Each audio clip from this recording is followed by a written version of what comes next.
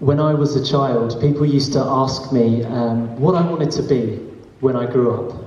Did anyone ask you that? They'd say, Peter, what do you want to be when you grow up? And I'd say, a knight! And I'd charge at them with my fake sword and shield. They'd say, Peter, what do you want to be when you grow up? And I'd say, a policeman! And then I'd arrest them with my plastic handcuffs and shoot them with my cap gun. Or they'd say, Peter, what do you want to be when you grow up? And I'd say, an inventor! And then I would go out the room and then peer at them from the hallway with my periscope, which was one of my favourite toys and a great invention in my eyes as a child. You'll notice then I didn't say pastor or Baptist minister at the time, no way.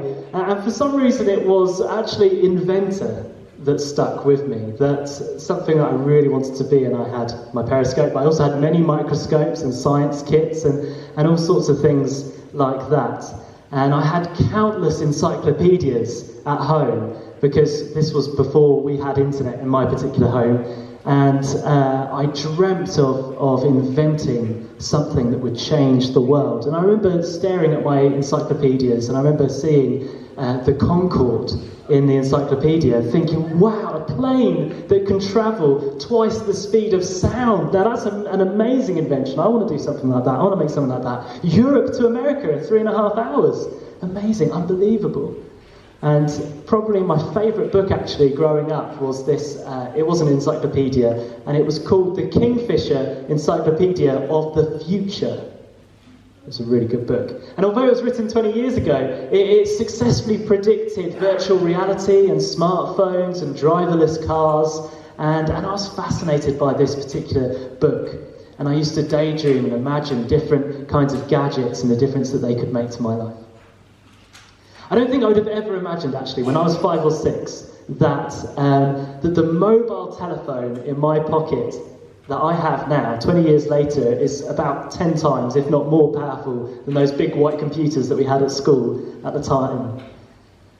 It's incredible. Technological progress is incredible. And I am grateful, so grateful for the many ways technology has shaped and reshaped modern life, but I'm also at the same time aware and sensitive to some of the side effects as well that has. Technological progress is at least partly driven by this kind of preoccupation that we have in our culture with speed and with efficiency, and I think that rubs off on us human beings. If we can travel faster, why shouldn't we? If there is a way of doing something in a more streamlined way, shouldn't we opt for that? Often I think the quicker I can get a particular thing sorted, done, the more time I will have to ... And I think the reflective question to ask there is, more time for what? Technology has shaped us. It's shaped us. It's changed the way we live in the world. And even if you don't like technology, it still shaped you. It has shaped you. Take, for example, the second hand of the clock. We didn't always have a second hand. That was a technological innovation. It was an invention. Our ancient ancestors, they didn't have this kind of idea of the day being divided up into minutes and even seconds. They saw time differently. The whole phrase, time is money, wouldn't have made sense to our ancient ancestors, because for them time was all about where the sun was in the sky. It was all about what particular tasks they had to do for that day. It wasn't a commodity. But today we can hardly imagine life without a clock with a second hand. It's shaped us. It's changed the way we live in this world. It's inevitable the way it's shaped us. Now, while I love technology, I also have my concerns, and I'm concerned about the way we often uncritically adopt this idea that fast is always good and efficient is always best. And this is, I think, at its worst, it can be a kind of idolatry, a kind of worship of something that is not God. We make speed and efficiency the goal, the end, the idolatrous end goal, rather than the means to an end that glorifies God and results in love of God, self, neighbour, the world. And it's my conviction that when speed and when efficiency become our gods, we don't do very well. Talk to the businesswoman who burnt out last year because she was pushing herself so fast and so far that she was doing it at the expense of her sleep, her mental health, her personal relationships. Talk to the kid who gets called slow by his or her peers because he doesn't get the maths exercise or the PE exercise straight away. Talk to the man with dementia who is trying to communicate something, but his carer hasn't got the time, or his carer has too many other tasks to be able to really slow down and listen to exactly what is being said and exactly what is needed for that particular person at that particular time. Speak to the teenage girl who hasn't had a meaningful conversation with an adult for months. In the morning, everyone's rushing around to get out the door, trying to get to work, school, whatever. And in the evening, everyone's too busy. They are tired, they're weary, they're watching TV, they're glued to their iPads until bedtime. You might know some of these people, or you might think of other ways, other kinds of people like this. Because when speed and efficiency become our gods, we end up feeling like zombies by the end of the day. And sometimes we can feel like we're caught up in this kind of system. It feels like the only reality, the only way of doing life. It's quite interesting. It's ironic even that technology was meant to free us, liberate us. But instead, many people today are in heavier chains than before because, interestingly, the rules that govern technological progress, speed and efficiency, have somehow by mistake become our goals. We didn't mean for it to happen, but it happened. Who can challenge this idea that fast is always good and efficient is always best?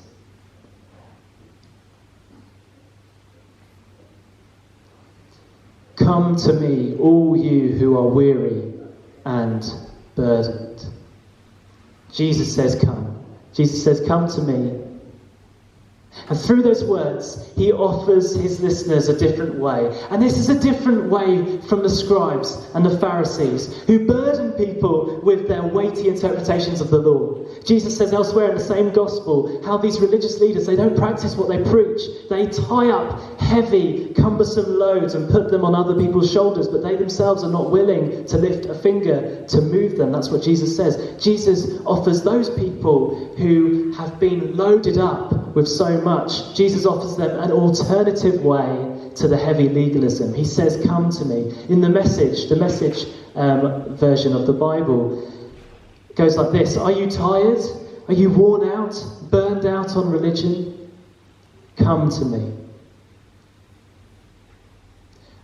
I imagine people's ears when Jesus said those words, pricking up as he said, come to me, thinking, really? Is there an alternative way to this way?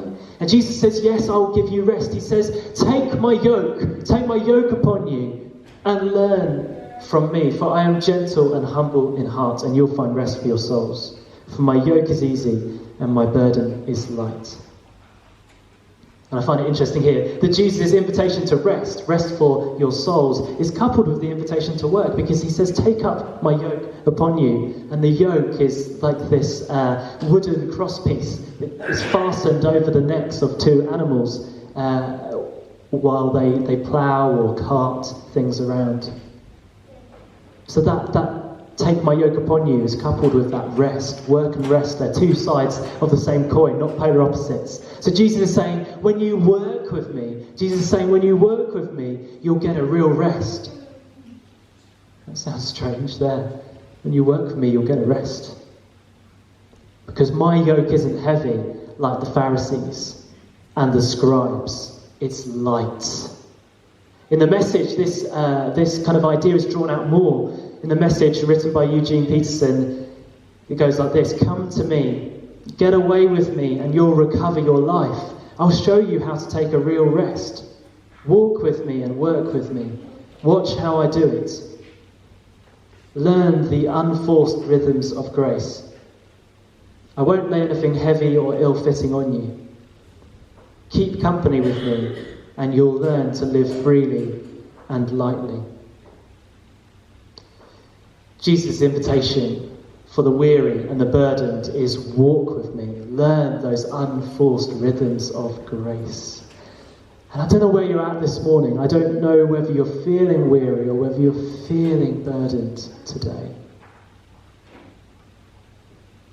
Perhaps a few of us are. Perhaps a few of us are feeling exhausted because of the religious legalism that's been loaded on our shoulders in the past. If so, Jesus' words, come to me, they're this beautiful invitation to walk towards freedom, where it's simply enough to follow Jesus. It really is. But for this morning, I actually see these words as being a beautiful invitation for those of us who have become weary and burdened in the pursuit of speed and efficiency. For those of us who have been kind of indoctrinated with this idea that fast is always good and efficient is always best. Those of us who live out of that belief. I think here we find an alternative. Jesus offers another way, a gentle way, what he calls a humble way. His unforced rhythms of grace. So a question I want to hold out for you now is will we come to him? Will we come to him? Will we learn from him? Will we walk with him? And if so, what does that even look like in ordinary life? These kinds of questions are so big, I recognise that. And in the second half of the sermon, what I say is only going to scratch the surface of all of that. And it can only be worked out in your life, my life, what it looks like to follow Jesus. But I want to introduce you just to this idea that I've found helpful, the idea of the 3-mile-an-hour God. The 3-mile-an-hour God. And then I want to just throw out some ideas about what it might look like to walk with Jesus today. Hope that's okay with you. Shall we go for it? So the 3-mile-an-hour God, that's the title of this sermon, the 3-mile-an-hour God. And it's also the title of a book written 40 years ago by a Japanese Christian theologian called Kosuke Koyama. Even in 1979, that was the year my parents married, even that year, Koyama was commenting on how we live in such a speedy and efficient way. He said, who among us dislikes efficiency and smooth-going, comfortable life? He says there is great value in efficiency and speed. And I believe that too, there is great value in it. But Koyama makes a key observation. He says that the Christian God is not a speedy and efficient God. Indeed, he suggests that our God is slow. What? For when this God walked the earth in Christ, he went at the average walking pace, 3 miles an hour. And so for Koyama, this God is the 3-mile-an-hour God, a slow God, that went so slow at one point that he actually stopped when he was nailed to the cross. In this book, written by Kosuke Koyama, he explains that God walks slowly because he is love. If he is not love, he would have gone much faster. In God's omnipotence, he would have gone much faster. Koyama says, love has its speed. It's an internal speed. It's a spiritual speed. It is the speed of love. And I love that idea, that love has its speed. But then it dawns on me that perhaps I've been going too fast. Perhaps I've been getting ahead of Jesus. Perhaps I've been getting ahead of the speed of love. That I might have missed things along the way, that I might have missed people along the way, because like everyone else who has grown up in this kind of society, I too am quite keen on speed and efficiency. I couldn't print out my sermon this morning because the printer was not working, and I was getting so angry, and only 2/3 of it printed out, and actually I just needed to wait a little bit. And I came in here, sorted some other things out, and then went back there. I was just thinking, this is so ironic, because this is my life. I just want things instantaneously. Jesus wasn't quite like that. There's a really interesting story in Luke's Gospel that illustrates this kind of speed of love idea. I'll tell it to you. One day, Jesus was among a crowd of people, and then a man named Jairus came up to him. Jairus was a synagogue leader, and Jairus fell at Jesus' feet, and he said, "Please come to my home, because my daughter, she's 12 years old, and she's dying." So Jesus willingly set off to heal this young girl. He set off at what speed? 3 miles an hour. Exactly. And in fact, he might have even gone slower, because in the reading it says, I love this detail, that the crowds almost crushed him. So as he was trying to get to this young girl, the crowds almost crushed him. What an image. Jesus wasn't travelling like our heads of state with bodyguards and armoured vehicles. The crowds almost crushed him. And among the crowd there was a woman, and she had a very serious health issue. She had been bleeding for 12 years, again that number 12, but no one could heal her. And she got up the courage, the boldness, just to touch the very edge of the back of his cloak as he was walking through the crowd, as he was being crushed by the crowd. And instantaneously, when she touched his cloak, she was healed. And Jesus feels this power go out of him, and he asks around, sees who touched my cloak. And this woman comes forward, she's a bit scared. But Jesus says to her, "Daughter, your faith has healed you. Go in peace." He then heads on towards the house of Jairus, and when he arrives, he raises the girl from the dead, because she had died, because he'd taken so long travelling.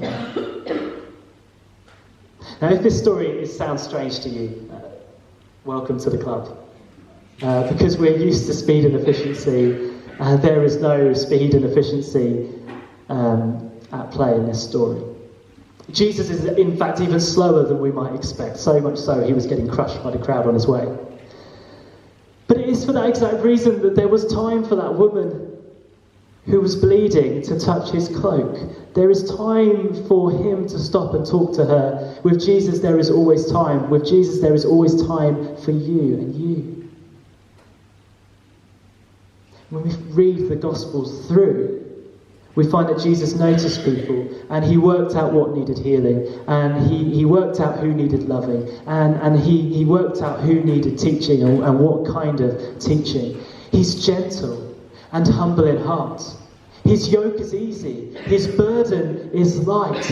This is the 3 mile an hour God. He could have been way faster, but no, because love has its speed. Love has its own speed. So we might want to ask, what might it look like for us to walk with Jesus, to go at his pace, to go not at the speed of sound or the speed of light, but the speed of love?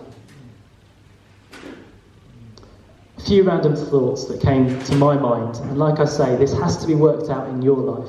What I want to give you mainly is this idea of the 3 mile an hour God, and I'd love to see what that then, what kind of impact that has in your life. But just some ideas that came to my mind. Firstly, about travel. Try going at 3 miles an hour when you can. And this will be easy for those of us who don't have cars and walk most places, or use a wheelchair or something like that. But just try going at 3 miles an hour, or not necessarily 3 miles an hour, whatever your walking is, and walk fast, because that's good for your health. But let me just say, I completely recognise that some people need to get places quick, and sometimes there are emergencies, and there's mobility issues as well. But if you can walk, even just for a bit, walk, get outside and walk. Try leaving earlier. Try travelling slower. It really helps shift perspective on things. Because by travelling on foot, for many of us, what it is it's dethroning speed and efficiency. It's dethroning them. Because we're choosing something over speed and efficiency. I know this doesn't apply to all of us, but when we're in a car, we're in this kind of safe, sanitised space, our own kind of environment that we've created for ourselves. And if you're a driver, like myself, you're probably on autopilot. And what you're looking at is not what's going on around you. You're probably focused on those brake lights in front of you.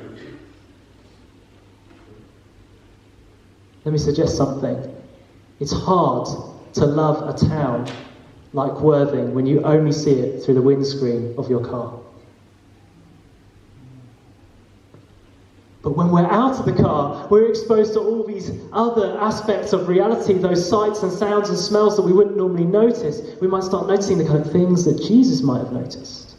We might spot the gatherings of people outside the shop or the school gates. We might notice the parts of town that don't look so cared for. We might start seeing the poverty, start seeing the deprivation that you wouldn't see when driving on a main road.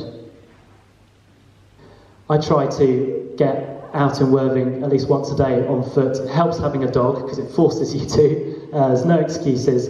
And I often, when walking, see people that I know. I might go past people's homes, people from church, and often I'll pray a prayer of blessing or something like that as I'm going past the home. And some of your homes are on my route, so I'm always thinking of you, praying for you. But also I might, sometimes I have my headphones in, listening to podcasts or audiobooks, but if I don't have them in, I'm usually praying, and I might pray just a simple prayer of blessing for someone I pass. I might not even know them. But it's a connection with the reality around us. Why not try it out, if you can, even in a small way, just a short walk? Because you can't love a town through a windscreen. You can't love a town when you only see it through a windscreen. Church. How about church? What might it mean to slow down and walk with Jesus in the life of church? One thing I heard recently is this idea that when we slow down in church, we realise who's missing. Does that resonate with you at all? That when we slow down at church, we realise, so-and-so wasn't here today. Or, what's up with her or him? Are they okay? And isn't that what community's about? Community is somewhere where you're missed if you're not there. We realise who might be missing when we slow down. When we slow down, we might realise that discipleship is about friendship. We can't be a disciple of Jesus without being his friend, and we can't make disciples without making friends. Evangelism, it's not spiritual marketing. It's not about the numbers. It's about inviting people to walk with Jesus as we seek to walk with Jesus. It's about inviting people to be friends of Jesus as we seek to be friends with Jesus. If we're going too fast, we're not going to make any friends. Honestly, I believe that. If we're going too fast, we're not going to make any friends. Just the last kind of sphere that I was thinking about, relationships, the sphere of our relationships. Going slower in our relationships means giving people that generous gift of our attention that we looked at last week. Giving people that generous gift of our attention. Giving them space to communicate what they need to get across. When we go slow, we learn to be with people who have dementia or severe learning difficulties without pushing our way of seeing time. Or, yeah? He did, right, yeah.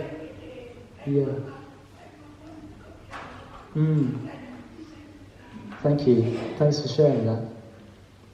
And many of us have experience of people who've had dementia or don't see time in the same way.